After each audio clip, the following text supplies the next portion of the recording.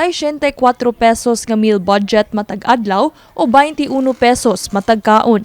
Ang gitumbok sa National Economic Development Authority kuneda nga ideal meal budget aron dili na matawag nga food poor ang usa ka Pinoy. Apan matud pa sa atong mga nakahinabi sa kadalanan sa dakbayan sa Sugbo, kuwang ang maong kantidad sa pang-adlaw-adlaw nga kaon. Di kay igoy sa mga palit.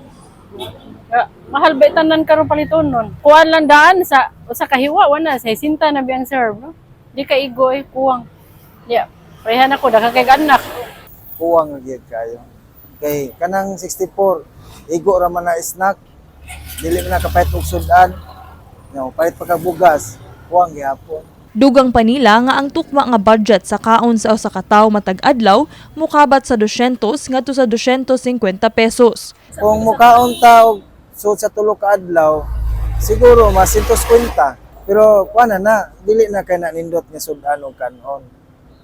Pero ang sakto gyud ma 200 or 250 per day. Gani si Senator Risa Ontiveros nagkanayon nga ang maong pamahayag insulto alang sa katawhan. Siyempre nakaka-insulto sa marami at higit sa lahat nakakalungkot. Kasi tayo ba, halos kaya ba natin kumain ng isang meal, mag-isa natin na 64 pesos? Ano pa kaya 5 tao? 3 meals a day. So talagang naman, maging mas realistic naman tayo. Negatibo pod ang reaksyon nga atong nakuha gikan kang former Senator ug kanhi chairperson sa Senate Committee on Agriculture and Food nga si Kiko Pangilinan kalabot sa maong hilisgutanan. Matud pa niya mas maayo nga ipatangtang sa pwesto ang ningsulti niini. Ibig sabihin, pag meron ka ng 25 pesos 3 times a day, 75 pesos para kumain ng 3 beses sa isang araw, hindi ka na food poor. 75 pesos. I don't see the logic. I don't see the science. I don't see the reality in such a computation. I think whoever did this deserves to be fired.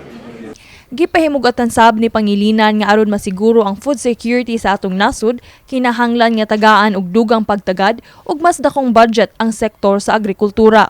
You have to increase government spending sa agriculture, pero correct spending, hindi corrupt spending.